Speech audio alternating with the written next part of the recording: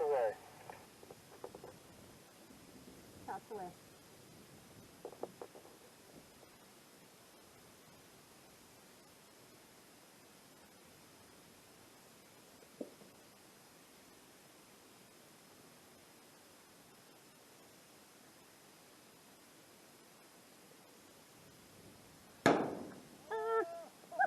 No way. I got the first bunker hit. I'm fine. Astronauts to the moon.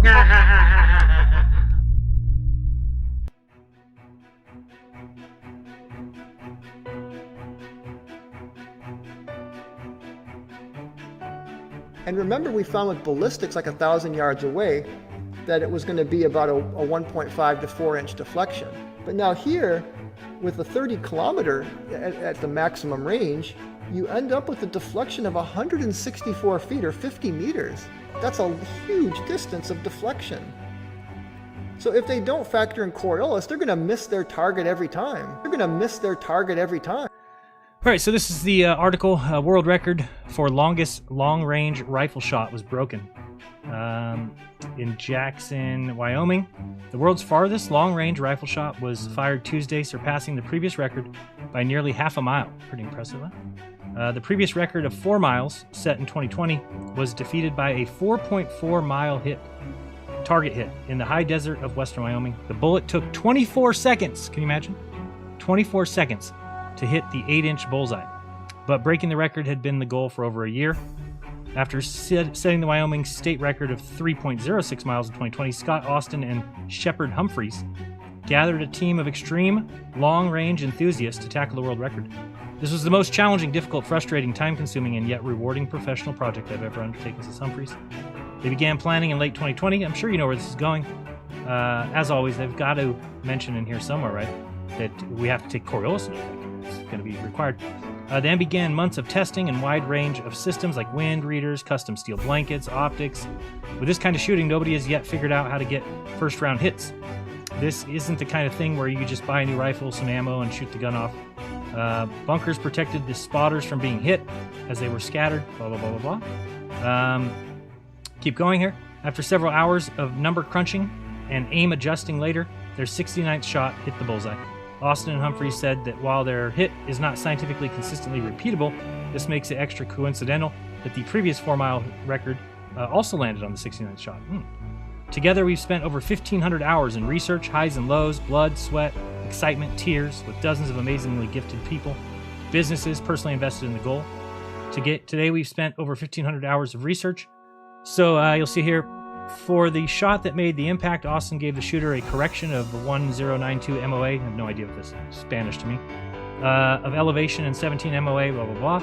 As the wind value was the only one of several variables affecting the bullet's horizontal drift, spin drift, where the bullet angles in the direction of the spin, and the Coriolis effect, the rotation of the Earth by which the target shifts position while the bullet is in flight, also play a role at that distance. That said, a 1 mile per hour increase in the wind would cause 26 feet more bullet drift, according to Humphreys. So, clearly they threw Coriolis in here, and then I said, all right, let me email this guy and ask him straight up, can I get your, please, sir, Mr. Humphreys. Is that his name, Humphreys? Shepard something? What is it? Yeah, I forgot his name. Humphreys, something. Yeah, Shepard Humphreys, I think. So I said, can you please give me your calculations for Coriolis effect, because I don't understand it, and I would love to begin understanding it. I don't want to be like some loser here. Let me make sure that this is a place I can squish this and show you the email that I sent and the email he responded with. What do you think he said? What do you think? He's got a good read on this?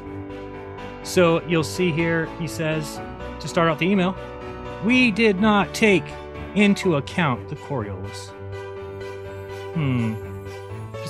It's important that you include it in that article, though, because we got to prove to people that the Earth is spinning, and these guys just hit a target 4.4 miles away, where the bullet was traveling for 25 seconds, and yet they were able to hit it without taking Coriolis into effect. And he says, as much of that is lost in the weeds with respect to the wind, temperature rising, constantly adjusting elevation, all the other things. The bullet's flight path is over 2,500 feet above line of sight.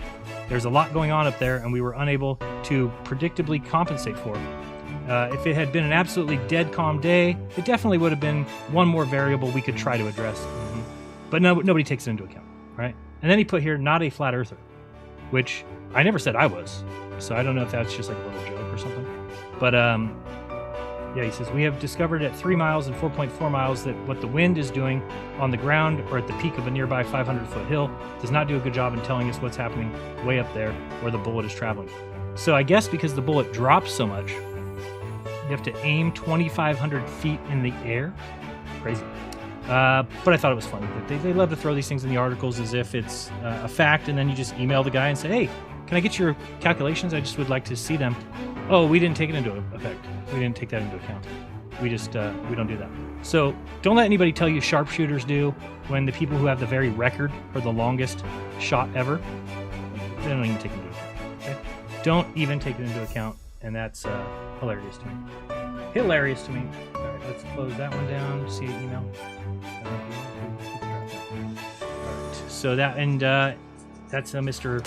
Humphreys who answered that email. So let's go back to where we were.